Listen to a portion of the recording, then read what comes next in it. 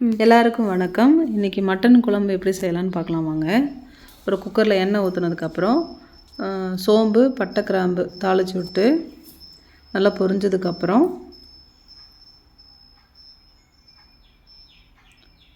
நான் வந்து இன்றைக்கி குக்கரில் எப்படி செய்கிறதுன்னு செஞ்சு காட்டுறேங்க. அடுத்து வெங்காயம், சின்ன வெங்காயமும் கருவேப்பிலை தலையும் போடலாங்க.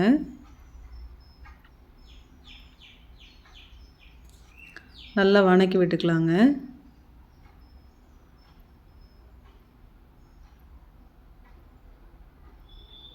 சின்ன வெங்காயம் சேர்த்திங்கன்னா கொஞ்சம் டேஸ்ட்டாக இருக்குங்க மட்டன் குழம்புக்கு.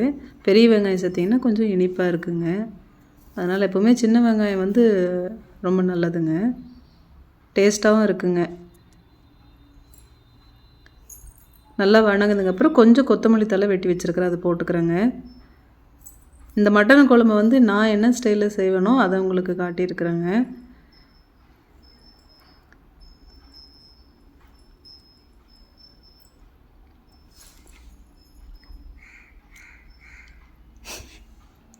நல்லா வதக்கிக்கலாங்க.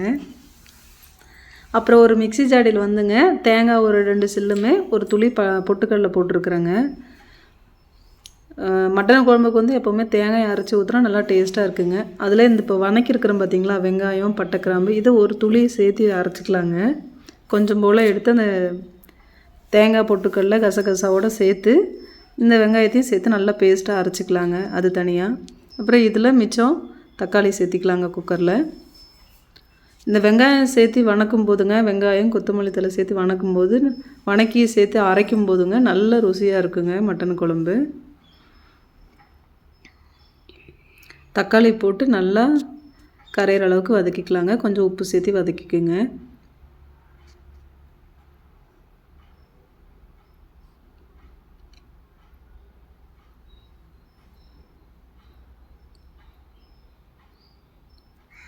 ஒரே ஒரு பச்சை மிளகா நான் சும்மா ஃப்ளேவருக்காக சேர்த்திருக்கிறேங்க.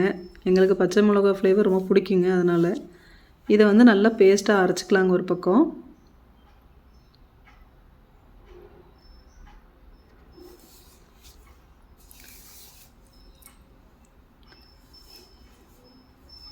தக்காளி நல்லா கரைஞ்சி வதங்கி வரணுங்க.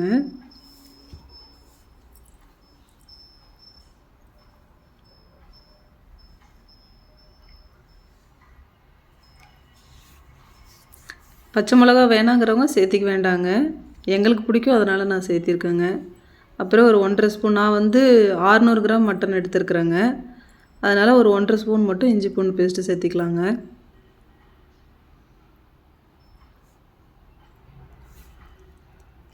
நல்லா வதக்கி விட்டுக்கலாங்க. பச்சை வாசனை போகிற வரைக்கும் வதக்கிக்கலாங்க.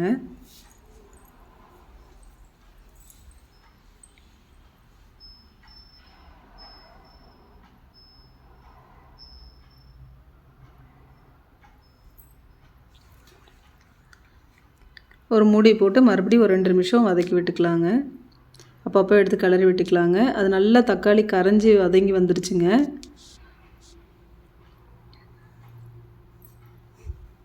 நல்லா வதக்க நல்லா டேஸ்ட்டாக இருக்குங்க. அதனால் நல்லா வதக்கி விடலாங்க. இப்போ வந்து மட்டன் சேர்த்திக்கலாங்க.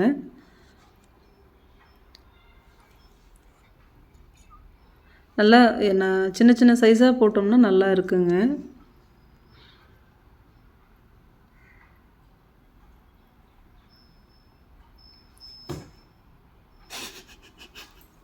நல்லா வதக்கிக்கலாங்க.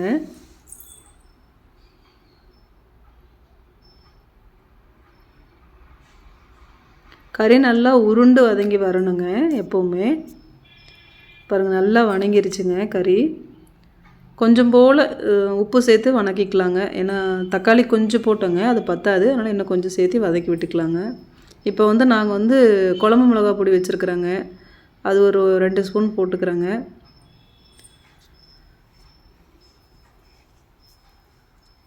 அப்புறம் மட்டன் மசாலா கொஞ்சம் போட்டுக்கலாங்க.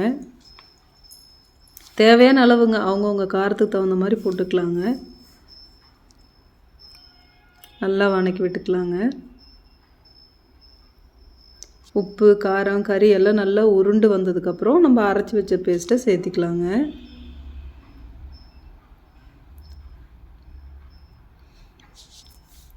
இப்போ நல்லா கறி நல்லா அந்த காரம் பிடிச்சி வதங்கி இருக்குதுங்க. இந்த ஸ்டேஜில் வந்து நாம் அந்த அரைச்சி வச்ச பேஸ்ட்டை சேர்த்திக்கலாங்க.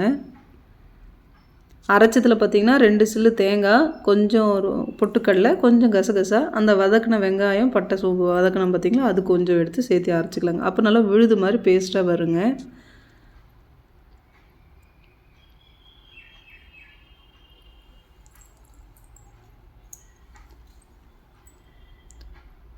இப்போ நல்லா இந்த பேஸ்ட்டோடு நல்லா மட்டனை நல்லா வதக்கி விடலாங்க.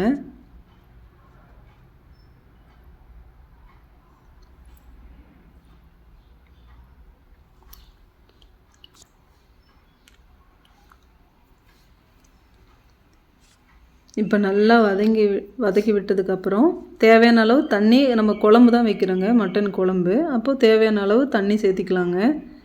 நம்மளுக்கு எந்த அளவு பதம் வேணுமோ அந்தளவு. சிலர் தண்ணி குழம்பு மாதிரி தண்ணியாக வைப்பாங்க. எனக்கு வந்து ரொம்ப தண்ணியாகவும் இருக்கக்கூடாது, ரொம்ப கட்டியாகவும் இருக்கக்கூடாதுங்க. நான் அந்த மாதிரி தண்ணி அளவாக ஊற்றி வச்சுக்கலாங்க.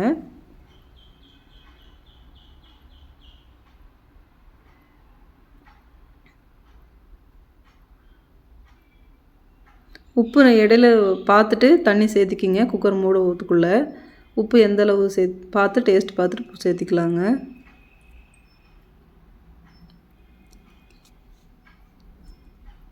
இப்போ கொஞ்சம் கொத்தமல்லி தழை போட்டுங்க. தண்ணி தேவையான அளவுங்க. குழம்பு எந்த பதம் இருக்கணுமோ அந்த அளவுக்கு தண்ணி சேர்த்தி, உப்பு கொஞ்சம் கம்மியாக இருந்ததுங்க, அதனால் நான் கொஞ்சம் சேர்த்திக்கிறேங்க.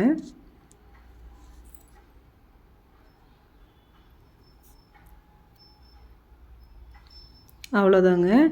இப்போ நம்ம ஒரு மூடி போட்டு, நான் வந்து ஒரு 3லேருந்து 4 விசில் விட்டுக்கிறேங்க. ஏன்னா என் குக்கருக்கு 4 விசில் விட்டால் தான் மட்டன் நல்லா வெந்து வருங்க. அவங்கவுங்க குக்கருக்கு தகுந்த மாதிரி கூட குறைய வச்சுக்கலாங்க. ஒரு பக்கம் இட்லி ரெடி ஆகிடுச்சுங்க.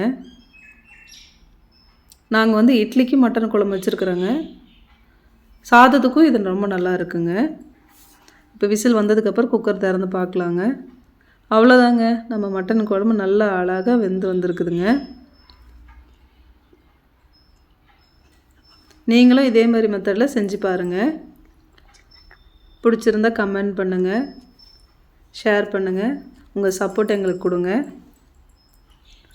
தேங்க்யூ.